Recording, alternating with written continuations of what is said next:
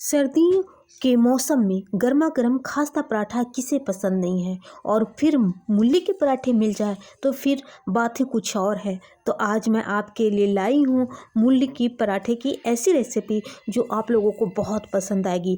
आज मैं ऐसा तरीका बताऊंगी कि पूरी सर्दियाँ मूली के पराठे आप ऐसे ही बनाएंगे और इसी तरह से खाना पसंद करेंगे। हेलो फ्रेंड्स, नमस्ते, सत श्री अकाल। मैं रिंकी मदर किचन रेसिपी में आपका स्वागत है। तो चलते हैं इस रेसिपी को बनाने के लिए। मैंने आधा केजी मूली लिया और ताज़ा लिया। अभी मार्केट में बहुत अच्छी मूली आ रहे हैं। तो इस तरह से मैं सारे डंठल को इस तरह से काट लिया और पीछे वाली जो भी है किनारा उसको मैं काट करके सारे को इस तरह से कटिंग कर लिया और इसकी जो छिलके हैं वो उतार दिया। इस तरह के मूली के पराठे में तो इस तरह का मूली का बहुत ही इंपॉर्टेंट होता है, मोटी ना हो या ना पतली ज़्यादा हो।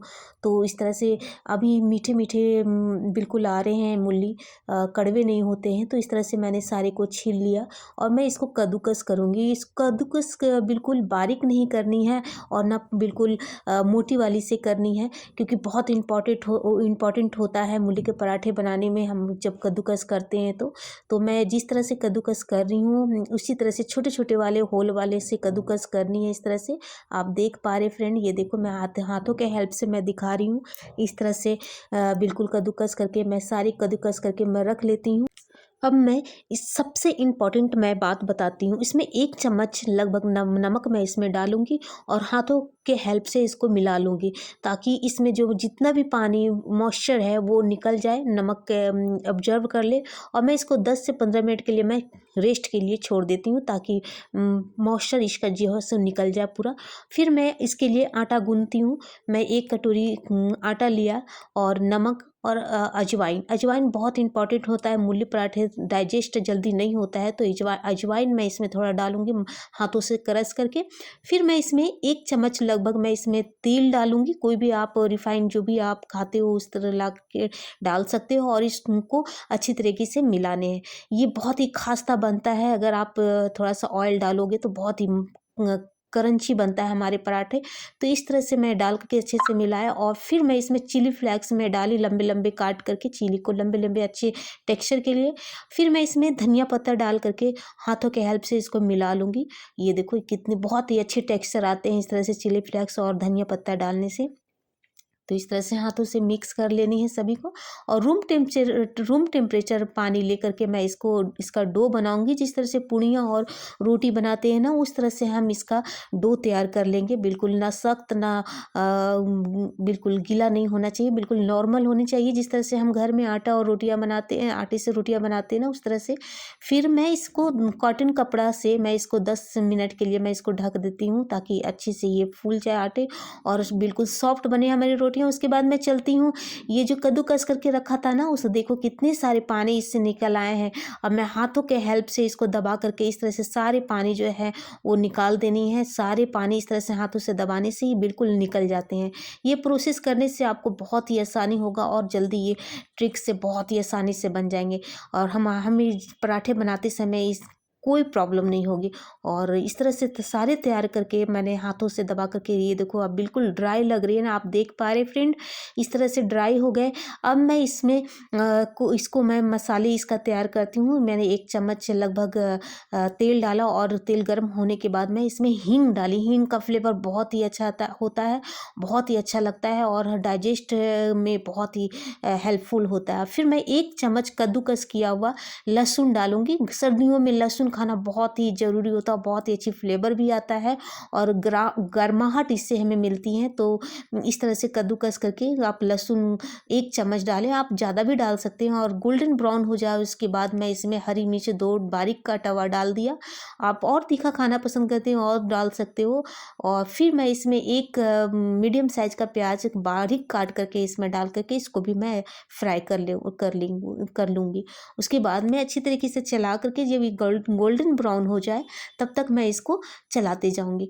ये बहुत ही अच्छी खुशबू आ रही है, इस तरह से आप देख पा रहे फ्रेंड। ये देखो बिल्कुल हमारी जितने मसाले हैं वो पक गए हैं, गोल्डन ब्राउन हो गए। अब मैं इस स्टेज पे डालूंगी आधा चम्मच हल्दी और इसको भी अच्छी तरीके से चला लूँगी। बहुत ही अच्छी फ्लेवर आ रही है फ्रेंड मसालों की। तो बिल्कुल ये रेडी हो गए हैं, बिल्कुल पक गए हैं, गोल्डन ब्राउन में आ गए हैं, सौंधी सौंधी खुशबू आ रही है। और जो कद्दूकस किया हुआ था फ्रेंड्स, अब मैं इसमें डाल देती हूँ और इसको भी अच्छी तरीके से मैं फ्राई कर लेती हूँ। सभी को फ्राई कर लूँगी अच्छी तरीके से। ये देखो बिल्कुल ड्राई हो गई है हमारी जो कद्दूकस किया हुआ मूली है। तो सर्दियों में मूली के पराठे बहुत ही टेस्टी और बहुत ही मज़ेदार लगते हैं खाने में। तो आप इस तरह का बना करके बनाओ और इन्जॉय करो फ्रेंड। तो इस तरह से ये ड्राई होने तक इसको हम चलाते जाएंगे और इस स्टेज पे मैं डालूंगी आधा चम्मच कश्मीरी लाल मिर्च और आधा चम्मच मैं इसमें काली मिर्च का पाउडर डालूंगी और फिर धनिया पत्ता, ढेर सारा धनिया पत्ता डाल करके इसको मैं चलाऊंगी। ये बिल्कुल ड्राई हो गई है और मैं गैस का फ्लेम बंद कर देती हूँ। ये थोड़ी ठंडी हो जाए, आप देख पा रही हैं, ये देखो कलछी के हेल्प से मैं दिखा रही हूँ, बिल्कुल ड्राई है और बिल्कुल इसमें गीलापन नहीं है। तो हमें पराठे बनाने में कोई दिक्कत नहीं होगी। इस तरह से आप तैयार करें। ये प्रोसेस आप करने से आपके पराठे बहुत ही सॉफ्ट और बहुत ही क्रंची बनेंगे। तो फ्रेंड्स इस तरह से हाथों से जो आटे छोड़ करके रखा था ना, तो उसको मैं निकाल करके इसके जैसे आटा लेते हैं ना रोटियां बनाने के लिए लोइयां, उस तरह से हाथों में ले करके लोइयां बना लूँगी। और इस तरह से आटे में ले करके इस जब सेम प्रोसेस वैसे ही है जैसे हम घर में नॉर्मल रोटियां बनाते हैं ना, उसी तरह से कोई इसमें ज़्यादा कोई झंझट नहीं है। आप रोटियां बनाओ, इस तरह से रोटी बना करके आप तैयार कर लो।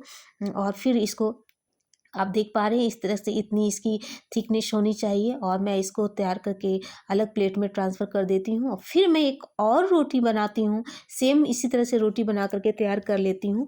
बहुत ही ये अच्छी ट्रिक है, बिगनर्स भी इसको बना सकते हैं, इतनी आसानी से ये बन जाते हैं। आप इस तरह से ट्राई करो। जो ये भी सेम इसी तरह से थिकनेस होनी चाहिए रोटियाँ की। आप मैं किनारा दिखा रही हूँ आप फिर इसके बाद मैं इसमें स्टफिंग करूँगी। जो मैंने मसाले बना करके रखा था ना कद्दूकस के, मैं इसको डाल करके चारों तरफ से फैला करके अच्छी तरीके से कर लेती हूँ।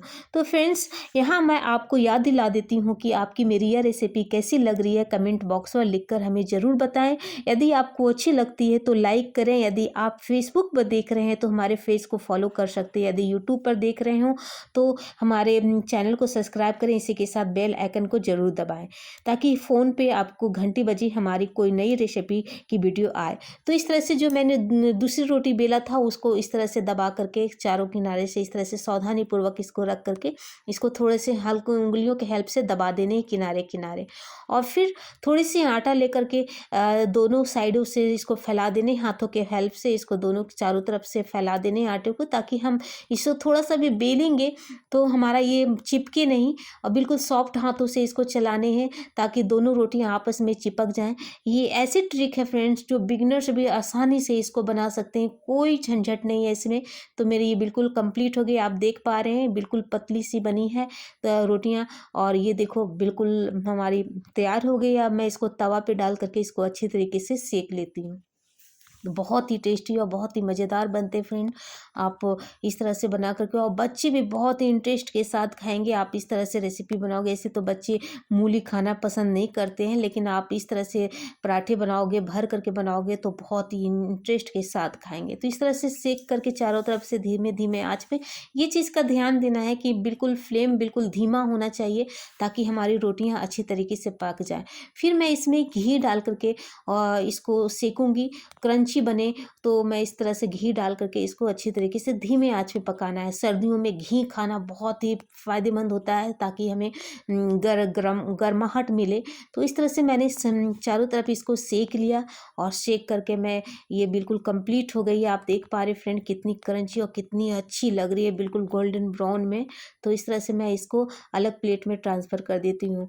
तो इस तरह से पका करके आप इंजॉय करो। फिर मैं एक और पराठे में कंप्लीट हो गए हैं और मैं इस तरह से इसको डाल करके मैं प्लेटिंग करने चलती हूँ फ्रेंड्स। इसको देखो, इसको चटनी हो या फिर आप दही के साथ इसको एंजॉय कर सकते हो, रायता के साथ एंजॉय कर सकते हो। मैं इसको आप दिखाती हूँ कितनी अच्छी स्टफिंग है। ये देखो फ्रेंड्स कितनी मज़ेदार, कितनी अच्छी लग रही है। तो मैं हाथों में रख करके भी डाल करके दिखाती हूँ। ये देखो बिल्कुल कितनी सॉफ्ट बनी है और क्रंची भी लगते हैं खाने में। तो इस तरह से आप हाथों में के हेल्प से मैं दिखा रही हूँ। ये देखो मैं खोल के भी इसको दिखाती हूँ, आसानी से निकल जाते हैं। तो फ्रेंड्स मैं अब दही और इसको टमाटर की जो चटनी है मैंने तैयार किया था, तो इसको लगा करके इसमें रख करके कटोरी में रख करके और मैं इसको सर्व करके दिखाती हूँ फ्रेंड्स। ये देखो मैं इसको एक रोटी मैं अलग करके इसको तोड़ करके मैं आपको इन इन ये सर्व करके दिखाती हूँ। बहुत ही टेस्टी बनते हैं, सर्दियों में खाना बहुत ही अच्छा लगता है मूली के पराठे। तो आप इस तरह से चटनी हो या दही हो उनके साथ आप इंजॉय करो बना करके। तो फ्रेंड्स, मेरी यह रेसिपी कैसी लगी कमेंट बॉक्स में ज़रूर कमेंट करके बताना। अब मिलते हैं अगली वीडियो में कोई नई रेसिपी के साथ। तब तक के लिए बाय बाय, टेक केयर।